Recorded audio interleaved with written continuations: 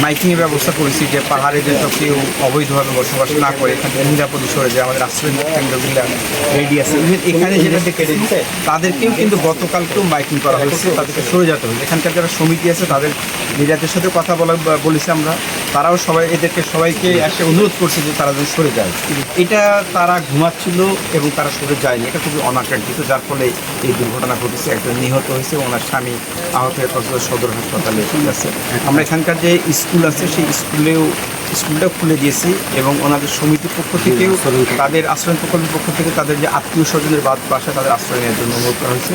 আমরা ইতিমধ্যে এই পাহাড়ে যারা আছে ফায়ার সার্ভিসের পক্ষ থেকেও এবং ওনাদের স্বেচ্ছাসেবক যে বিভিন্ন প্রশাসনের স্বেচ্ছাসেবক সিপিটি, তারপরে অন্য যারা আছে রেড ক্রিসেন্ট, সবার পক্ষ থেকে আমরা তাদেরকে সবাইকে এখান থেকে সরে যাওয়ার জন্য অনুরোধ করছি। আমরা সরাসরি চলে আসতে পারছি স্পটে এসে আমরা জানতে পারি যে এখানে স্বামী স্ত্রী দুইজন এখানে আটকে পড়ে এবং দুইজনকে স্থানীয় লোকজনের সহায়তা উদ্ধার করা হয়েছে।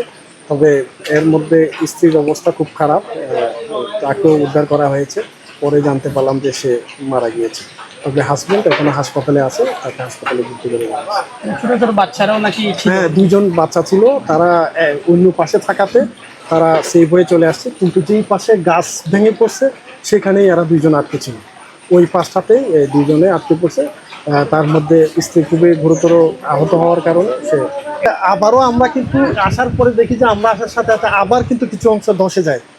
তো তারপরে উপরে গিয়ে আমরা যত লোকজন আছে সবকে জোর করে বের করি এখানে লোকজনের সহায়তায়।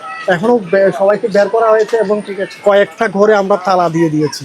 কিন্তু জানি না এরপরে যদি আবার রাতে বসবাস করে এবং বৃষ্টি যদি আবারও পড়ে তাহলে এখানে কিন্তু আবার দুর্ঘটনা হওয়ার সম্ভাবনা আছে।